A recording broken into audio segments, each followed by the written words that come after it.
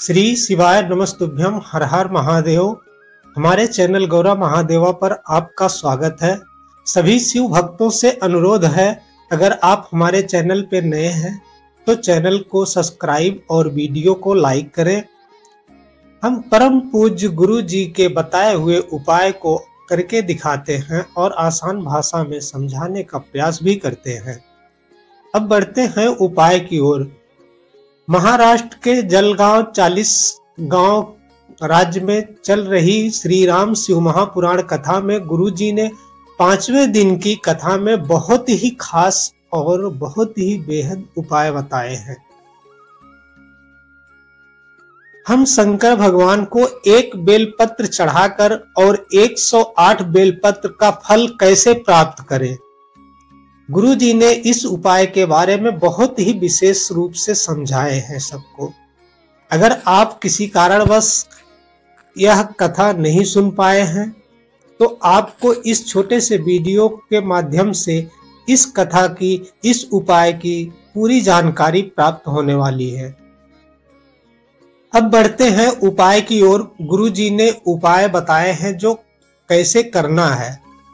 गुरु जी ने बताया कि जैसे मान लो आप शिवालय पहुंच गए, शिवालय पहुंचने के बाद आप बेलपत्र हमेशा समर्पित करते हैं, जल समर्पित करते हैं, तो एक बेलपत्र हम शंकर भगवान को कैसे समर्पित करें कि जिसका फल हमें 108 बेलपत्र का प्राप्त हो जाए। तो वीडियो को ध्यान से देखो। बेलपत्र पकड़ने का ढंग गुरु जी ने बहुत ही खास बताए हैं। बेलपत्र कैसे पकड़कर हम शंकर भगवान के शिवलिंग पे समर्पित करें कि हमें एक बेलपत्र से 108 बेलपत्र का फल प्राप्त हो जाए। सबसे पहले आपको बेलपत्र के बीच में दोनों पत्ती और ये लंबी पत्ती के बीच में जो डंठी है, इस डंठी को पकड़कर आपको शंकर भगवान के शिवलिंग पर समर्पित करना है। बेलपत्र समर्पित करते समय आपको विशेष ध्यान देना है। बेलपत्र की डंठी अशोक सुंदरी के तरफ रहेगा। जिधर से जलाधारी है, जल जहां से बह के नीचे जाता है, उस तरफ आपको डंठी रखना है। वैसे गुरु जी ने आप सबको तो हर कथा में बता ही रखे हैं कि माता अशोक सुंदरी का स्थान कहाँ पे है। तो आप से निवेदन है कि आप बेलपत्र समर्पित करते समय बेलपत्र की डंठी अशोक सुंदरी के तरफ रखें और बड़ी पत्ती आप अपने तरफ रख के भगवान शंकर को समर्पित कर दें। इसमें सिर्फ बेलपत्र पकड़ना कैसे है उस बात पे आप विशेष ध्यान दें। बेलपत्र की दोनों पत्ती के बीच में जो डंठी है, लंबी पत्ती और नीचे दोनों पत्ती, उसके बीच में जो खाली स्थान है, उस स्थान को कैसे पकड़ना है वह आप ध्यान से देखें और देख के समर्पित करें।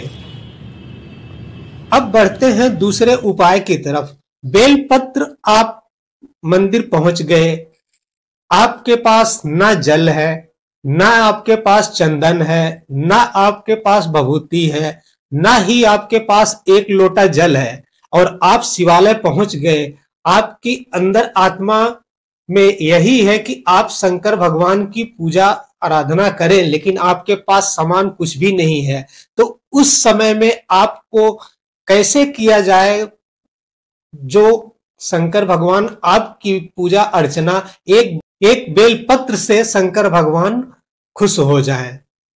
सारी जो भी आपका चंदन और जल भभूति जो कुछ आप लेकर हमेशा जाते हैं, अगर आप खाली हाथ पहुंच गए हैं तो आपको कैसे पूजा करना है शंकर भगवान को, बेलपत्र कैसे समर्पित करना है। अगर आप बेलपत्र भी नहीं लेकर गए हैं शंकर भगवान के मंदिर में, शंकर भगवान से ही एक बेलपत्र लेकर आप उपाय को ध्यान से सुने कि जैसे आपके पास कोई सामान नहीं है फिर भी आप शंकर भगवान के मंदिर में पहुंच गए हैं, तो आपको पूजा आराधना कैसे करना है। सिर्फ एक बेलपत्र से आपकी सारी पूजा आराधना भगवान भोलेनाथ स्वीकार कर लेंगे। इस चीज का आप विशेष ध्यान से देखें। बेलपत्र को अगर आप के पास होती है तो ठीक है, अगर नहीं है तो आप शंकर भगवान से एक बेलपत्र मांग ले।